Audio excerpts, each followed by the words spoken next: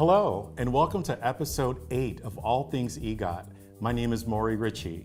And I'm Portia West. On today's show, TV critic Jeff Griggs returns to help us recap the Emmy Awards, which includes a review of how his predictions turned out.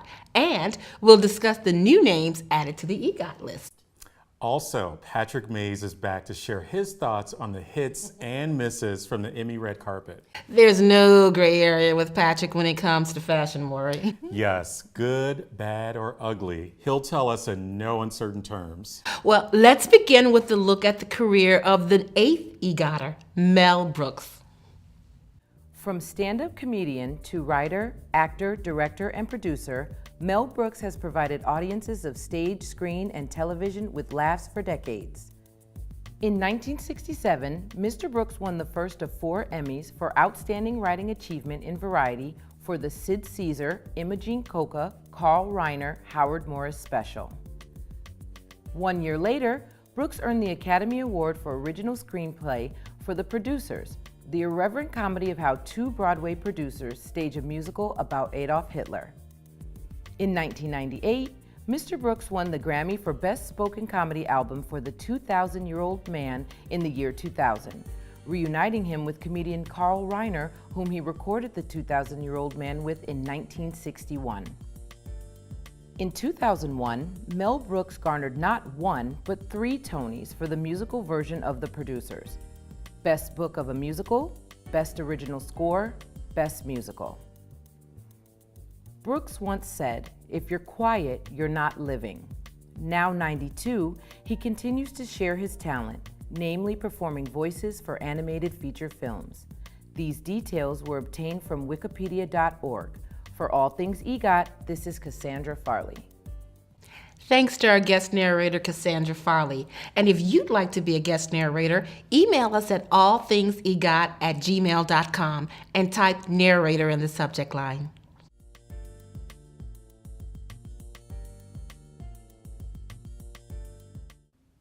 The Emmy Awards took place in Hollywood on September 17th, and the voting academy made some surprising choices. Here to discuss all things Emmy, including how his predictions turned out, is TV critic Jeff Griggs. How are you, Jeff? Great. I'm so excited to be back. Hi, Jeff. Let's start with how your choices panned out. It was a tough night. Yeah, it was a tough night, but I feel like I persevered. I don't have it in front of me. Was I 8 out of 8 on that? No, Jeff. It was actually 2 out of 8. 2 out of 8. 2 out of 8. Okay. Well, that's not bad. If I was a baseball hitter, I would be batting around 180 or so. So that's not bad. Not bad. So yeah, it was a tough night. There were some prizes in there, especially from some of the picks that I really felt confident in. Picks like Atlanta, I thought for sure Atlanta and Donald Glover would walk away with some Emmys. I also thought Handmaid's Tale and Elizabeth Moss would win a few Emmys, so it was pretty surprising and pretty shocking that they didn't walk away with it. But the ones who won were really great programs. The one that surprised me the most was probably Barry winning as much. The Marvelous Ms. Maisel is a really phenomenal show. I just didn't know anybody watched it. I agree. I thought Atlanta was going to win too, as well as Blackish, but they were slighted. Maybe next year for those 2 teams. As far as Blackish, I agree. I really think and felt very strong that Tracee Ellis Ross should have gotten some recognition. She's put in some really strong and solid work this year. The journey that her character went through, having another child, and then dealing with the marriage problems, she should have been recognized by the Academy. Another person, Sandra Oh. She has put in great work throughout the years on Grey's Anatomy, never got recognized with an Emmy.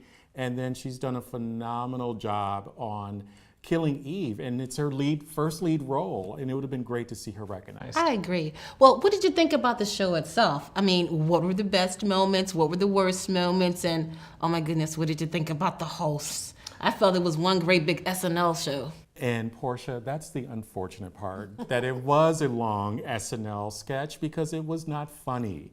Saturday Night Live used to be very funny, and unfortunately right now it's not funny, and that funniness did not come through during the award show. Yeah, the normal Saturday Night Live show is a 90-minute show, and the Weekend Update segment is usually 15 minutes. So they extended a 15-minute segment all the way for 3 hours, and it really wore on quite a bit. And they had so many moments where you had Saturday Night Live people come in, and it felt pretty awkward in that you probably want to see more, I guess, famous stars come in to do a presentation than the people who they brought in. Then there were the big winners. The Marvelous Mrs. Maisel won 8 Emmys, including Best Comedy, and Game of Thrones won 9. Well, I mean, both shows are rather deserving, but that's a lot of awards to just dole out between 2 shows when there were other deserving shows out there that could have got 1 or 2 of those, 17 awards. So I just think the Academy was a little heavy-weighted on giving those shows so much props. Yeah, I like both shows. I like The Marvelous Ms. Maisel. I like Game of Thrones a lot. It just felt that they took on a lot of the awards that could have gone to other people. And again, I had no idea this many people had Amazon Prime. I didn't know people watched Amazon Prime. That's the only show right now that I think is getting that much attention. There are a couple others on there that a lot of people tend to watch, but I had no clue that many people watch that show. And HBO and Netflix racked up 23 Emmys each. So network television took another big hit. And you know, the networks used to dominate a lot in the past, but now with the rise of Hulu, Netflix, Amazon Prime, it's giving outstanding shows a platform to shine. We're in a position right now where everything is moving to cable and moving on to these streaming channels like Hulu, Amazon Prime, and Netflix. And you're going to see even more of a surge of television programs coming from those streaming devices and streaming networks, to the point that in the next year or two, it might all be a la carte, and you'll have sports and live events happening on networks, and you'll start to see even more shows move from networks to cable and to streaming channels, and it's going to revolutionize and has already revolutionized how we watch television. And finally, the EGOT list was increased from 12 to 15. John Legend, Tim Rice, and Andrew Lloyd Webber made it an EGOT triple play. They won as producers of Jesus Christ Superstar, live on NBC. It's great to see John Legend get there so quickly, and his wins for both the Tony and now the Emmy as a producer will probably start a trend for others who are just one award away to take a risk and do the same. Yeah, it's pretty phenomenal. John Legend really has done it all within 4, 5, 6 years, and many people have waited their whole life to be able to get it, so he's quite a superstar. Well, Jeff, thanks again for joining us for our recap, and we wish you all the best. Thank you, and next year I'm going to get 3 out of 8.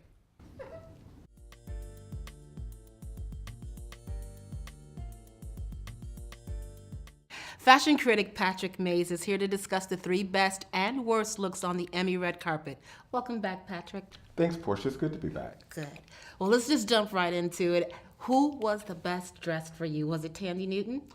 Yes, Thandie Newton was my first choice. She was wearing Brennan Maxwell, this beautiful pink, which pink seems to be the color this season for awards.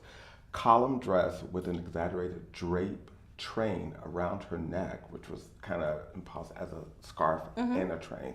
Just looked beautiful on her. I agree. It looked good going across the stage with her statue. She's very graceful, and it was just really old school, kind of with the scarf. So I agree with you on that one. Great. Don't forget the Harry Winston diamond she was wearing. Can't forget Harry. Probably. Can't forget Harry.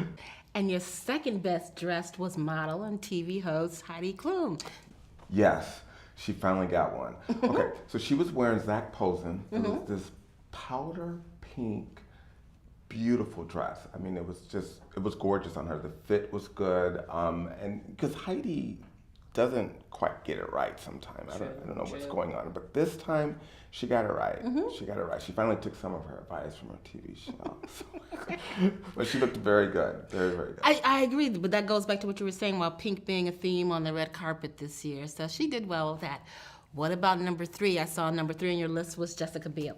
Jessica Biel was my favorite out of all 3. Really? She had this white Ralph and Russo romantic gown. It was just gorgeous.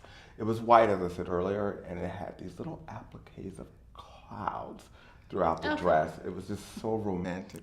You call it romantic, I call it morbid. It looked like the inside it looked like the inside of a coffin. I just really, like it was unfinished, and I didn't like that one. We're gonna have to dissent on that one. No, no. No.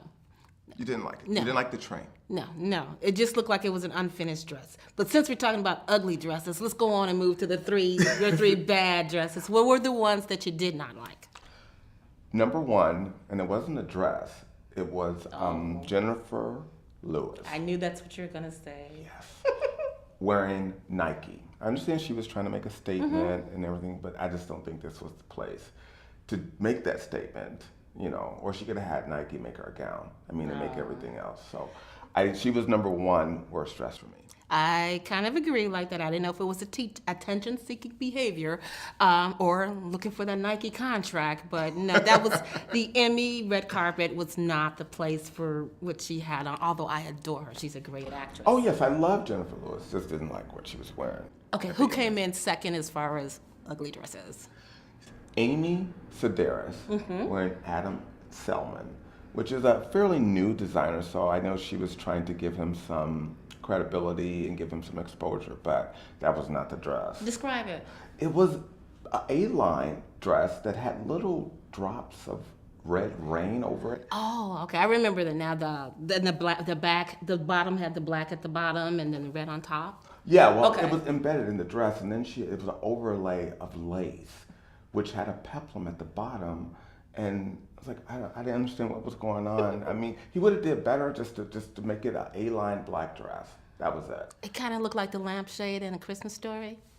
Yeah, kind of like that. I kind of thought it was an old dolly that my grandmother used to have. So. And then number 3, I don't think we are seeing eye to eye on number 3. I saw who you chose for that. That was Miss Tracy Ellis Ross. Yes. She was wearing couture Valentino. I can't believe that he actually took the time to make that. It was horrible. It was this Pepto-Bismol pink that was ill-fitting. It was just, she was tripping over her own dress as she was trying to, it was just awful. I'm going to dissent. I think she wore it gracefully. They did have to sit her on the end of the aisle, so the rest of the dress was to go because on. she needed room. Right, she took up 2 seats for that, but she still wore it elegantly, and she looked graceful as they did not win a single award. I wanted to take a drink of Pepto-Bismol because the dress was awful. It was ill-fitting. It didn't fit. When she was walking, she had to keep drawing it out of the way. It was just awful. And I hate to say this, but her mom is Diana Ross. Oh. Seriously. Well, she can't go get one of her mom's dresses. Of course she can. She could have borrowed something. Yeah. Okay, so Patrick, who makes the honorable mention list for worst and best? For worst, I would have to say, and I love both of these women, so I got 2 honorable mentions for worst dress. First was Leslie Jones. She was wearing Kirsten Siriano, and she had a pantsuit on that had this iridescent, different variations of colors from the 70s. It wasn't right. Okay. It wasn't right. Her hair looked good, though. Yeah, I agree with that. Her hair looked good, but the suit was just wrong. You know what? She has said such difficulty with finding designers that want to dress her or that can capably dress her because she is so tall, and But so I thought the effort was put into it. She just shouldn't have took her shoes off at the end of the show because then the pants looked too long. Yeah. So that kind of threw off the classiness of what she wore. But don't I'm gonna get me- give her 2 points because somebody took the time out to dress her. Well, Christian Siriano, he is really good about doing that. So he steps up to the plate. I mean, a lot of times when actresses can't find anyone that's willing to dress them, he will step up. I mean, he made that monstrosity for Whoopi Goldberg as well. Oh my goodness. So Okay. Now, who was the Say second that. one? You said 2 of them made honorable mention. Oh, Tiffany Haddish. You don't like the rainbow? Oh God, no. She looked like a kaleidoscope. I mean, no, she should have saved that for something else. I just don't think that was appropriate. It didn't fit. The waist was too high, and the chiffon was just not the right material. It was just wrong. Okay. It was just wrong. Yeah, the rainbow. Okay, Patrick. So who gets honorable mention for best dressed? Justin Timberlake. Jessica Biel's other accessory. Okay. Justin Timberlake was wearing Tom Ford, and he just looked so handsome. The fit was incredible, and it was a typical black tuxedo, but he just wore it very, very well. Well, Justin Timberlake wears everything very well. So, yeah, even Tom Ford. But yeah, it's good that we got a guy Yeah, on the it's the list. first, That's a yes. good thing. However, I will say another honorable mention. You. All Things EGOT. I love the T-shirt. Thank you. Thank you. Thank you. Thank you for joining us most and foremost. Thank you for okay? having me. I enjoy doing We it. love your commentary. You're giving us the ups and downs of what's going on that red carpet. So we can't wait to have you back for the Grammys. I look forward to it. Awesome. Thank you. You can tell how much he loves fashion, Portia. Yes, but elegance on the red carpet is essential to Mr. Mays. Thanks again to Jeff Griggs, Patrick Mays, and our guest narrator, Cassandra Farley. Next time, we'll take a look at 2 more artists that are just 1 award away from being an EGOTer. Thanks for watching. Peace.